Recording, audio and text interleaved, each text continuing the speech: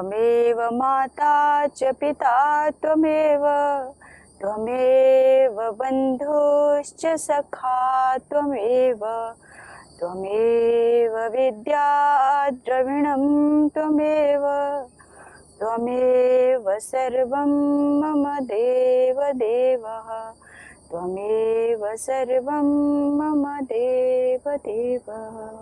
ओम। आज हम पुनः श्रीमद् भगवत कथा गंगा में गोता लगाते हुए आगे देखेंगे। इससे पूर्व हम भक्तों का चरित्र का अध्ययन कर रहे हैं। इससे पहले हमने रानी जो कर्मावती बाई थी, भगवान की परम भक्त, उनका चरित्र देखा। इसी श्रृंखला में आज हम राजस्थान की जो रानी रत्नाबाई थी, उनका चरित्र हम श्रवण करेंगे भक्तों के चरित्रों में, जो कि भगवान की परम भक्त थी। अब भगवानों के भक्त जो होते हैं, उनका जब हम गाथा सुनते हैं या उनके चरित्र का अध्ययन करते हैं, इससे हमारा खुद का अंतःकरण पवित्र होता है और भगवान के चरणों में श्रद्धा भक्ति बढ़ जाती है। इसीलिए अगर कहीं मन ना लगे तो भगवान के भक्तों की गाथाओं का श्रवण करना चाहिए, या स्वयं कोई पुस्तक वगैरह है, भक्तमाला आदि, उनका अध्ययन आप कर सकते हैं। इससे क्या होगा, धीरे धीरे हमारा अंतःकरण भी पवित्र होगा और भगवान के चरणों में श्रद्धा भक्ति बढ़ती है। तो ऐसे ही एक भगवान की परम भक्त, वो थी तो रानी, जो राजस्थान के राजा थे माधव, उनकी रानी थी। लेकिन रानी होते हुए भी उनके अंतःकरण में प्रभु के चरणों में बहुत श्रद्धा बढ़ने लगी धीरे धीरे, क्योंकि जैसा व्यक्ति का प्रारब्ध होता है वो वैसे ही फल देना शुरू कर देता है।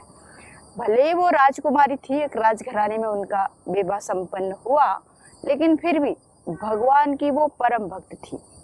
भगवान की भक्त होने के नाते हर काम करती, राजमहल में रहती, एक रानी की तरह ही रहती, सारे भोग वगैरह जो भी था सब करती, लेकिन उनका अंतःकरण जो था भगवान के रस में लीन रहता था।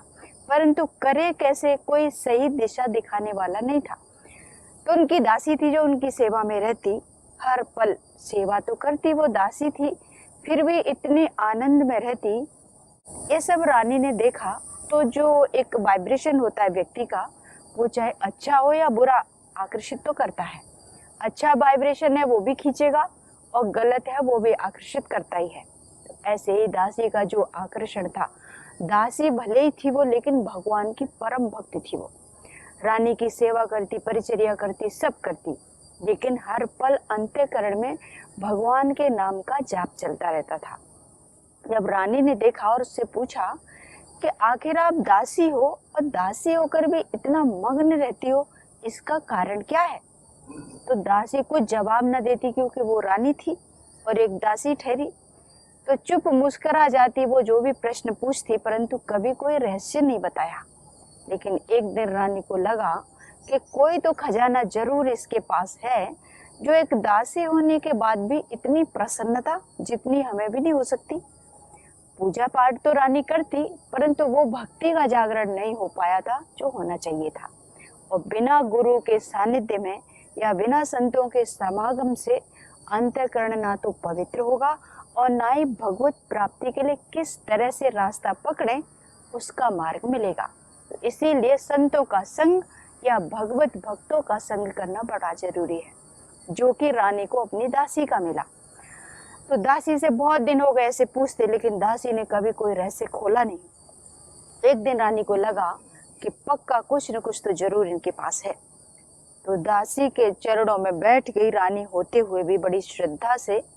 लेकिन कहा गया है कि अगर कोई नास्तिक है या जो पात्र नहीं है, उसके आगे वो बात कभी कहनी नहीं चाहिए। जैसे भगवत शरणागति के लिए अगर कोई इच्छुक है तो वो अलग दिख जाता है, और कोई मखौल रूप में आपकी जिज्ञासा बस या आपकी परीक्षा लेने के भाव से आपकी शरण में आया है या मखौल उड़ा रहा है, वो पता चलता है। लेकिन रानी जब दासी के चरणों में बैठी बड़ी श्रद्धा से और उनके चरणों को पकड़ लिया कि कोई तो रहस्य आपके पास है, वो हमें भी बताइए। जब दासी ने देखा कि वास्तव में ये रानी तो है, लेकिन इसकी पात्र है, इसकी पात्रता देख करके दासी ने उस खजाने का रहस्य बताया कि आप महलों में रहे चाहे झोपड़ी में रहिए, हर पल भगवत नाम का जाप, तो अंतःकरण में निर्मलता आएगी, पवित्रता आएगी, व्यवहार में विनम्रता आएगी, सरलता होगी और अहंकार से आप बच पाएंगे। जब भगवत नाम का आश्रय लेते हैं तो प्रभु हमारी रक्षा करते हैं। भगवान का जो आहार है वो भक्त का अहंकार ही बताया गया है। तो ऐसे ही जब दासी ने रानी को ये सारा उपाय बताया तो सहज भाव से तो वो रहती थी।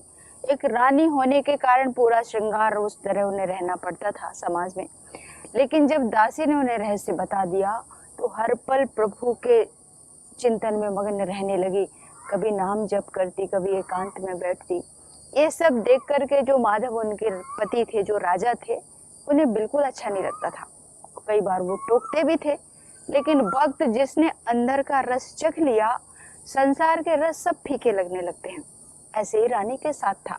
जब अंदर का खजाना धीरे धीरे उभरने लगा तो संसार में उनका मन जो था विरक्त हो गया। लेकिन फिर भी दासी ने मार्ग तो बताया, लेकिन पूर्ण संतुष्टि नहीं थी। अब उन्होंने कहा, अब कोई कमी है तो आप मेरा मार्ग प्रशस्त कीजिए, और क्या करना चाहिए। तब दासी मुस्कुराई और बोली, अभी आपके जीवन में थोड़ी सी कमी है। बोली, किस चीज की? तो बोली कि संतों का संग करना बड़ा जरूरी है। बिनु सत्संग विवेक होई, और राम कृपा बिनु सुलभ न सोई। जब तक प्रभु कृपा ना होगी आपको संतों का संग कदापि नहीं मिल सकता। अब तो रानी बड़ी व्याकुल। राज दरबार में घोषणा करवा दी। जो भी सैनिक आदि पहरेदार रहते थे उनको सूचित कराया कि जो भी वैष्णव संत आए उनका श्रद्धा से स्वागत के साथ उन्हें महल में पहुंचाया जाए। और एक संतों के समागम के लिए एक स्थल निश्चित कर दिया कि जो भी संत आएंगे यहाँ पर उनको बड़ी इज्जत के साथ, सत्कार के साथ, आदर के साथ, सम्मान के साथ यहाँ पर महल में लाया जाए।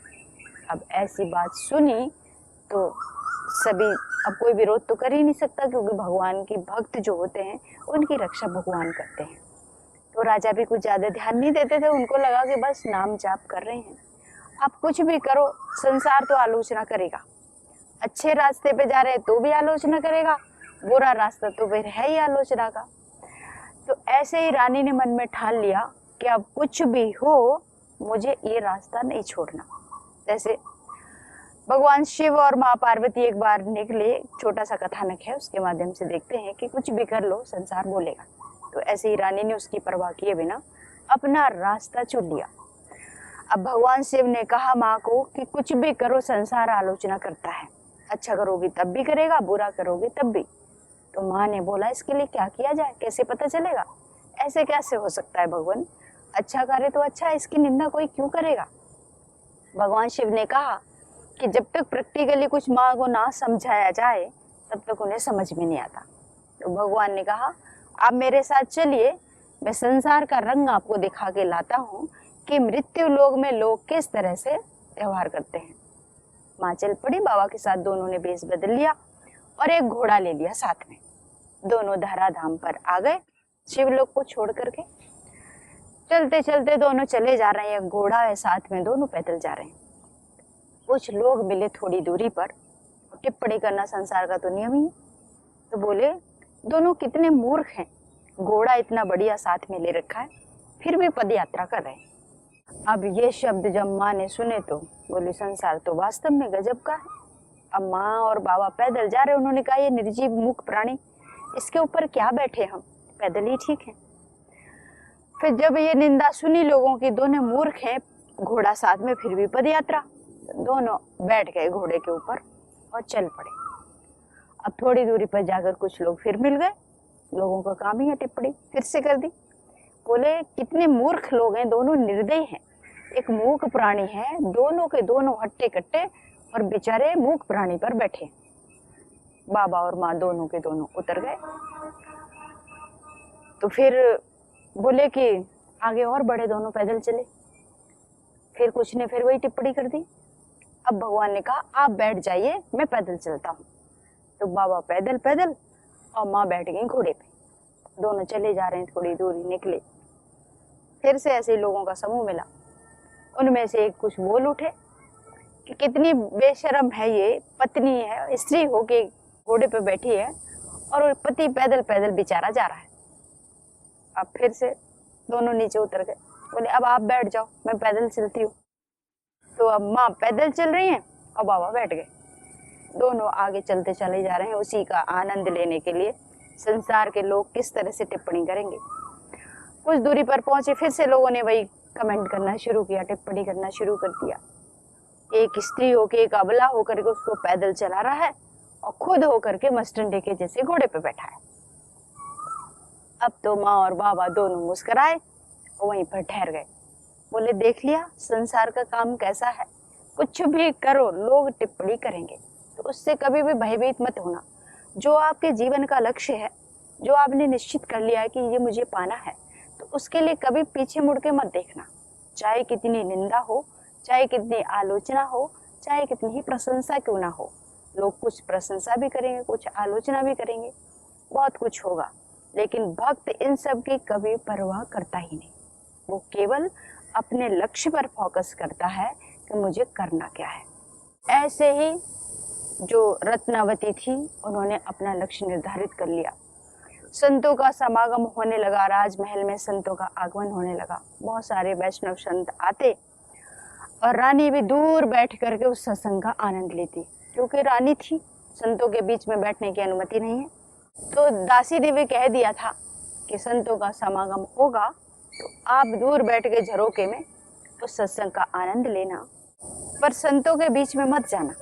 बोली ठीक है। अब रानी ने दासी को अपना गुरु बना लिया। वो जैसा बोलती वैसा वैसा करती, क्योंकि भगवान को पाना उनका परम लक्ष्य था।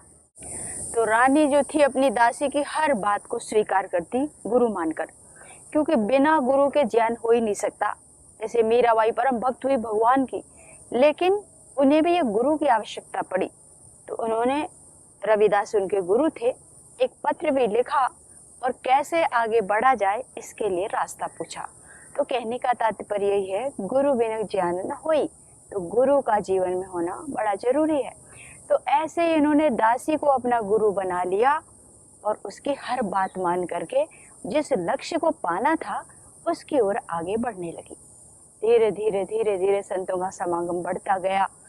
एक दिन ऐसा आया कि संतों के समागम चल रहा था, समागम हो रहा था, वहीं पे रानी गई और झरोके में से बैठी देख रही, बड़ा एकाग्र चित्त होके भगवत जो चर्चा चलती उसका श्रवण करती।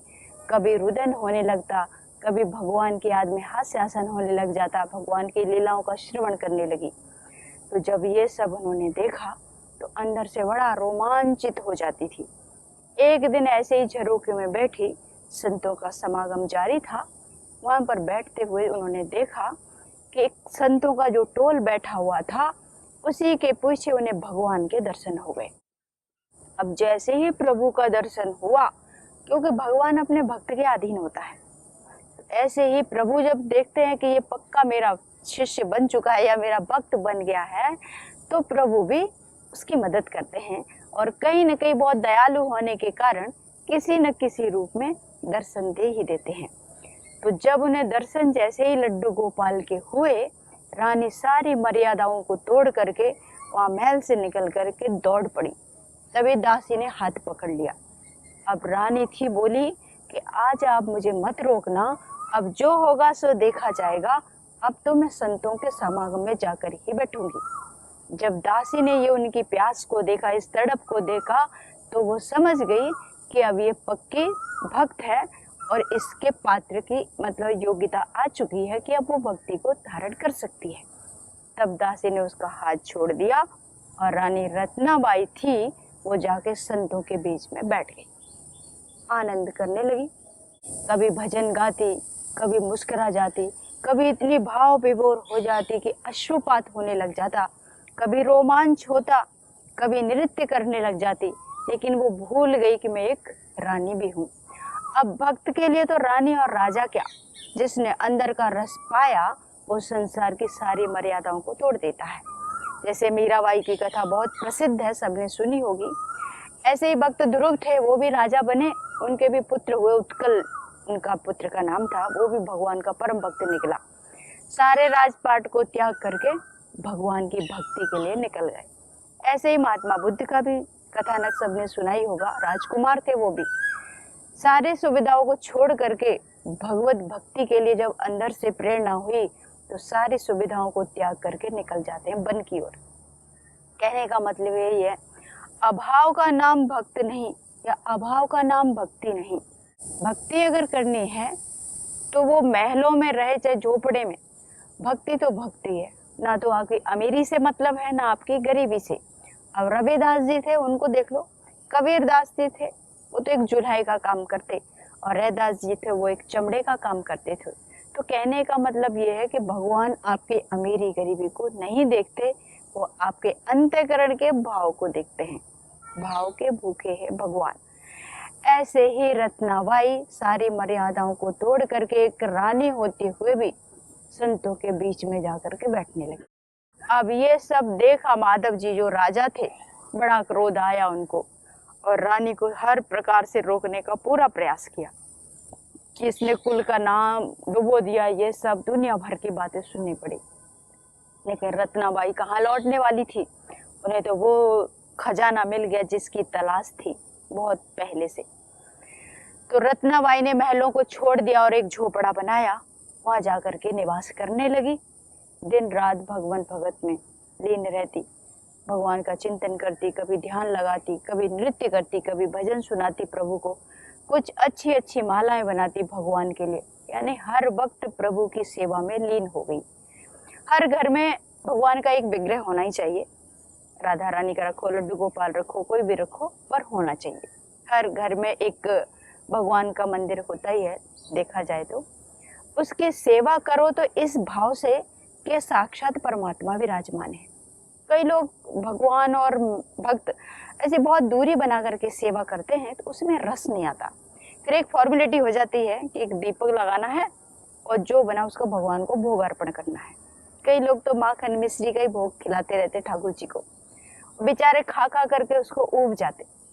तो जो आप खाते हैं उसी को पहले चखो। भक्त का ऐसा होता है, कुछ भी बनाएगा प्रभु को अर्पण करने से पहले खुद चख लेता है कि कहीं नमक तो ज्यादा नहीं, कहीं मिर्ची ज्यादा तो नहीं, कहीं फीका तो नहीं रह गया। तो इससे भक्त की भावना होती है, वो जान के ऐसा नहीं करता। उसको लगता है कि जो मैं नहीं खा सकता वो मेरा प्रभु कैसे खाएगा। तो ये भक्त की एक पहचान होती है। तो हर घर में विग्रह हो। कई लोग मंदिरों में तो जाते हैं, घर में भी दिया आरती सब कुछ करते हैं, लेकिन जाते ही कई लोग मंदिर में आंख बंद करके खड़े हो जाते हैं। आंख बंद मत करो। जब आप मंदिर में गए हो तो प्रभु का जो श्रृंगार किया गया है उसे एक एक चीज को बड़ी श्रद्धा से उसको देखना चाहिए। भगवान का दर्शन किया जाता है, राधा माधव का, तो भगवान का जब दर्शन करो तो चरणों से शुरुआत करनी चाहिए। एक एक श्रृंगार का, एक एक अंग का, उनके सिर तक जाओ। और राधा रानी के विग्रह का जब दर्शन करें तो उनके सिर से लेकर चरणों तक दृष्टिपात करना चाहिए। तो कहने का मतलब है, जब हम भगवान को बड़े प्यार से निहारते हैं, उनके एक एक छवि को अच्छे से देखते हैं, तो भगवान में प्रीति हो जाती है। लेकिन आंख बंद करके खड़े हो गए, घंटी बजाई, एक दीपक जला के रख दिया, इससे कभी भक्ति प्रकट हो ही नहीं सकती। भगवान से थोड़ा बात करो, अपना समझ कर उसे अपनी हर गाथा को सुना दो, तो प्रभु के चरणों में रति होगी, उनमें भक्ति बढ़ेगी, प्यार होगा। तो सच्ची प्रीति है तो भगवान के चरण कमलों में। तो ऐसे ही रत्नाबाई करने लगी, झोपड़ा बना लिया, भगवान का विग्रह रखा, दासी उनकी साथ में, दोनों ही भगवान की परम भक्त। अब भगवान की परम भक्त होने के साथ साथ एक रानी भी थी, पुत्र भी था उनका, प्रेम सिंह नाम था। बेटा ने उनके देखा कि माँ तो पूरी बैरागी हो चुकी है, तो पिता से मिलने के लिए पुत्र आया हुआ था माधव सिंह से। माधव जो राजा थे, पुत्र को देख करके उन्होंने व्यंग का सा मखौल किया, ये बैरागी का पुत्र आ गया। पहले तो मन में गिलानी हुई, लेकिन अंदर से प्रसन्न भी हुआ कि मेरी माँ भगवान की भक्त है और बैरागिन है, वो भी मैं उसका पुत्र हूँ, ऐसा सोच के गौरव फील किया। तो पुत्र ने माँ को एक पत्र लिखा कि अब आप इस पथ पे चली पड़े हो तो पूरे बैरागी ही बन जाओ, यानी सिर के बाल आदि सब कटा दो। तो माँ को बड़ी प्रसन्नता हुई, रानी को, रत्नावती जो थी बहुत प्रसन्न हुई अपने पुत्र की इस बात को सुन के। बाल भी कटवा दिए, संतों का वेश धारण कर लिया, भगवा वस्त्र धारण पहनने लगे, सिंपल सादगी पूर्ण उनका जीवन प्रारंभ हुआ। लेकिन राजा को ये सब बिल्कुल सहन नहीं था, कि राज परिवार की नाक कटा रही है, ये कैसी रानी। बड़ा क्रोध आया, उनको मारने के लिए दौड़ पड़े। तो सभी जो भी राजपुरोहित, अन्य अन्य मंत्री आदि थे, सभी ने रोका उन्हें कि ऐसा करना बिल्कुल उचित नहीं है। आप एक राजा हैं और रानी की हत्या करें, ये तो कहाँ का नियम है। वो भी तो आपकी प्रजा के अंतर्गत आएंगी, भले ही वो भगवान की भक्त है। तो जब ये सुना राजा ने तो सोचने लगा, करें क्या। सलाहकारों से सलाह भी ली, कैसे खत्म करें, रानी को तो मारना ही है। समाज का, कुल का नाम डुबो के रख दिया इन्होंने। तो बोले शेरों को छोड़ दो, वो उनको खा के वहीं खत्म कर देगा, आप मत मारिए। बोले ठीक है, ऐसे ही करते हैं। अब राजा तो राजा, शेर की कहाँ कमी, बुला लिए, छोड़ दिए रानी की कुटिया के लिए। और रानी तो अपने मस्त रहती भगवान के उसमें, ना तो प्राणों की चिंता, ना मृत्यु का भय। जो भक्त होता है वो किसी से भयभीत नहीं होता, मस्त होकर के अपनी दुनिया में रहता है, क्योंकि वो इतना खोया हुआ होता है भगवत चिंतन में। आसपास क्या हो रहा है उस वातावरण से उसे कोई फर्क ही नहीं पड़ता। ऐसे ही रत्नाबाई थी। अब रत्नावती जो थी, भगवान की सेवा में रत, कभी भजन करती, कभी आंख बंद करती, कभी रुदन करती, आनंद में मस्त रहती थी। अब जब शेरों को छोड़ा गया तो सारे शेर का झुंड उनके झोपड़े में जाकर घुस गया। अब रानी और दासी दोनों वहां पर थी, दोनों ही भगवत प्रेमी। अब भगवान के भक्तों का कैसा डर, क्योंकि भगवान जो है अपने भक्त के बस में होते हैं, भगत के बस में है भगवान, भजन भी है। तो ऐसे ही जब शेर पहुंचा तो रानी ने सोचा कि अभी तक लड्डू गोपाल का ही दर्शन कर रही थी, हे प्रभु तुम्हारी बड़ी कृपा, आज नरसिंह भगवान के दर्शन भी हो गए। इतनी श्रद्धा थी कि वो सिंह जो छोड़े गए थे मारने के लिए, वो भी नरसिंह का रूप धारण कर लिया। अब नरसिंह भगवान को श्रद्धा से रानी ने प्रणाम किया। जब रानी ने देखा कि प्रणाम कर ली और भगवान साक्षात नरसिंह रूप में उन पे फूलों की वर्षा कर रहे हैं, रानी को आशीर्वाद दे रहे हैं, ये देख करके रानी गदगद हो गई। अब राजा ने ये सब देखा कि मैंने सिंह को मारने के लिए भेजा था, ये तो साक्षात नरसिंह भगवान प्रकट हो गए वहां। अब भक्त तो भक्त होता है, सच्चे भक्तों की अलग ही दुनिया होती है। तो राजा ने ये सब जब देखा तो बड़ा ग्लानि से भर गया और अपने आप को अंदर ही अंदर कोसने लगा कि मैंने ये क्या किया। तो भगवान का, भक्त का अपराध हो गया। संतों का अपराधी जो होता है या भक्तों का अपराधी, उसे भगवान भी क्षमा नहीं करते। इसीलिए कभी कोई संत आए, कोई भगवान का परम भक्त मिल जाए, तो अगर उन्हें आप सहायता नहीं कर सकते तो कभी बाधा भी मत पहुंचाना। ऐसे ही कुछ लोग होते हैं मनमर्जी करने वाले, संतों के साथ भी मखौल कर जाते हैं। जैसे भगवान कृष्ण के समय भी उनके पुत्र जो हुए, उनके पुत्रों में और भी थे, बहुत सारे बच्चे भी साथ में खेलते, तो कुछ उद्दंडी बालक भी होते हैं। उन्होंने संतों के साथ मखौल किया, ऐसे ही गर्भ धारण करने का उन्होंने नाटक कर लिया और बोले संतों से कि बताओ इनको पुत्र होगा पुत्री। तो संत समझ गए ये नाटक कर रहे हैं। तो संतों ने श्राप दे दिया कि ना पुत्र ना पुत्री, मूषल पैदा होगा जो इस कुल का, इस वंश का नाश कर देगा। तो कभी भी संतों के साथ मखौल मत करना। तो जब इन्होंने ऐसा किया तो वास्तव में ऐसे ही हुआ। भगवान श्री कृष्ण जब अपनी लीला संवरण कर रहे थे तो उनके पुत्र सब, जो घिसके, जो मूसल था उसकी जो नोक होता है, नीचे वाला नोक होता है, उसे घिस घिस करके समुद्र के किनारे फेंक दिया कि ये बह जाएगा। लेकिन संत का जो श्राप मिला है वो कभी व्यर्थ जा ही नहीं सकता। संत की वाणी भगवान की वाणी। तो जब वो घिस घिस करके फेंक दिया, वही समुद्र के किनारे एक ऐसी घास के रूप में उग गया, उसी को उखाड़ उखाड़ करके उनके बच्चे जो थे सब आपस में लड़ने लगे और यदुवंश का वहीं पर विनाश हुआ। तो कहने का तात्पर्य यही है कि संतों का और भक्तों का कभी अपमान मत करना, जैसे कि यहाँ पे हुआ। अब रानी जो थी, जब देख लिया उन्होंने तो राजा को बड़ी ग्लानि हुई, क्षमा याचना की रानी से। तो रानी तो भक्त हृदय होता है, माफ किया उन्हें और प्रभु की श्री विग्रह की पूजा करते हुए भगवान की भक्ति को प्राप्त किया और प्रभु का दर्शन भी किया। इसी के साथ वाणी को विराम देती हूँ। अगले अंक में दूसरे भक्तों का हम चरित्र का अध्ययन करेंगे। ओम शांति शांति शांति। ओम श्री परमात्मने नमः।